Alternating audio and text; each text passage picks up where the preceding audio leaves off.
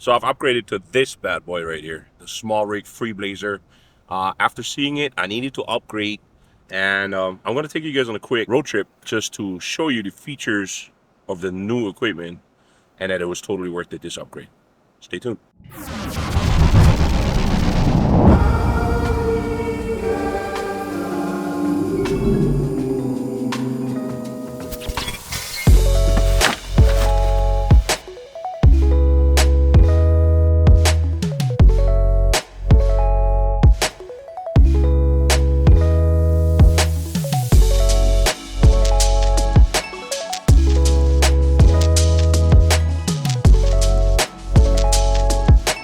Tripods, pretty much anywhere and anytime you will find tripods. You'll find $500,000 tripods, you'll find $50,000 tripods, you'll find $10,000 tripods.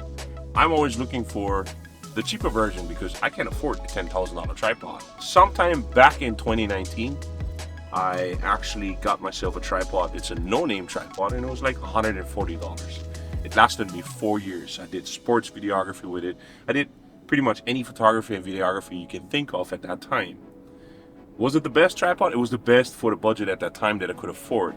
Nowadays, I had to upgrade because there were certain functions and still yet, even though the way I wanted to use the tripod, that I couldn't use until I got this Smallrig Freeblazer. So the first thing that you notice when you pick this bad boy up is that all these arms are made out of carbon fiber. Even though it's made out of carbon fiber, the whole thing still weighs like 10 pounds or 5 kilograms. But on top of all that, the fluid head is totally different from my no-name brand, which is $140 versus these $400. Reason for that is because you have an adjustable fluid head that determines the resistance in that whole thing. And there's a simple screw lock in here that you can turn one time and it actually locks the tripod from moving, from being able to move, which is a super nice feature because on my old one, on the $140 version, you only have a tiny screw that determines the movement part to the left and right, not really having resistance in there, and it's not as fluid as I wish it to be. The next thing that you notice is the arm itself in here actually is adjustable, where you loosen up the screw and you can actually make it shorter or longer. However you need it, and that's simply with that. I think that's a great feature that is in there. And then besides that, on the top part you have the quick release plate, which actually matches all of those existing newer plates that I'm using in the bottom of my cameras. There's also the plates from the RS2, the DJI RS3, and multiple other plates and the Manfrottos that just simply can quick release, can click in there and you can just do that stuff, which is really great. One of the biggest issues that I had with my $140 no-name brand is that in the bottom part of this, as you guys can see here in this one, there's this arm in here that you actually can use to hold this up, move it around, or actually you loosen it up to adjust the bowl. And with adjusting the bowl, it doesn't matter however you put out these legs, you can always make it straight so that no matter how you turn and how you're gonna adjust your tripod, you'll always be level no matter what. On my old one, the $140 version one, there was a small plastic handle in the bottom which actually just flopped off because it was literally put onto the nut in the bottom, while this one has a way more solid feel to it, and it feels way better to actually have that adjustment in the bottom to just adjust the bowl and to actually be able to hold that stuff in there. Another good part that I really like about this tripod is that the center cross is actually adjustable, so that if you want to walk around your tripod, you're gonna have the capability of actually making it shorter and making the base of the feet smaller so you don't ding your tripod while moving left and right when you're panning. So a lot of times when I do sports videography, I have to go really fast when somebody run past me, and sometimes I end up tending to ding the bottom of the tripod because the feet itself are spread too far, too wide, and making a step to the side, you forget about the foot and then you ding it and you just ruined your shot perfectly.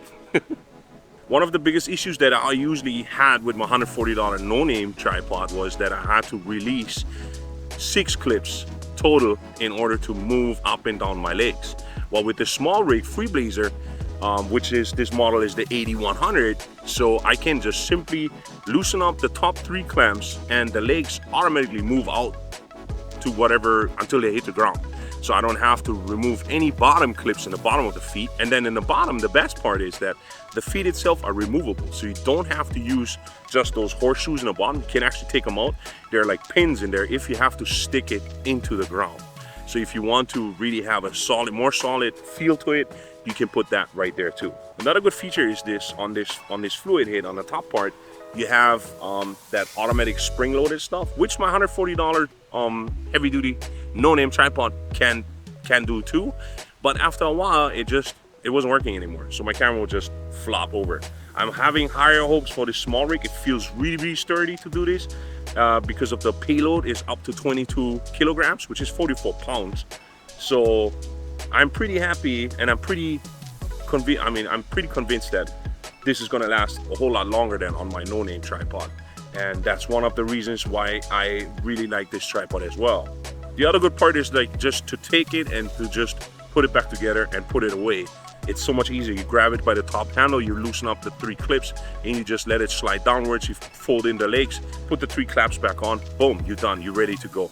There's no ifs, buts, whatever. It just slides so nicely because the arms are made out of this carbon fiber, and it's really, really good where these clips don't get stuck. So far, I have been using it extensively for like sports videography, and I had no issues setting it up within seconds to get it to where I needed it to be, just to get that extra shot. If there was, for an example, a football field goal and I had to move my camera over to another location and just really, really quick set it up. So that's why I believe these $400 will be the best $400 you would ever invest into a tripod if you first start and you just don't have the money to start it up for like $1,000. And most of the time, the pro tripods don't even have a fluid head like this implemented in that. That's one of the reasons why I picked this up.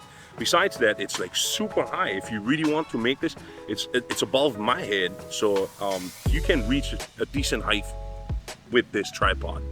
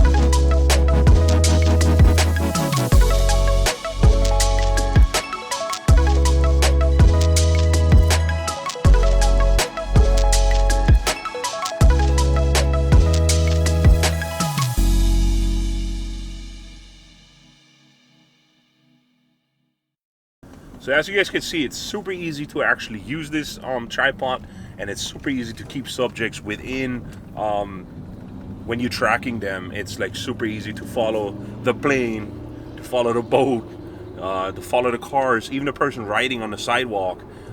It's gonna be, this upgrade was definitely worth it to me, simply because the fluid head that it came with, the ease of use of those carbon fiber legs to set it up, and just simply, it's 5 kilograms carrying around to put your stuff on top, and especially for big zoom lenses like my 200 by 600 millimeters, as you guys seen it when I traced or when I tracked the plane, there was no issues whatsoever, and I got super smooth shots, even though I filmed it in 120 FPS, so I could get some smooth slow-mos out of it.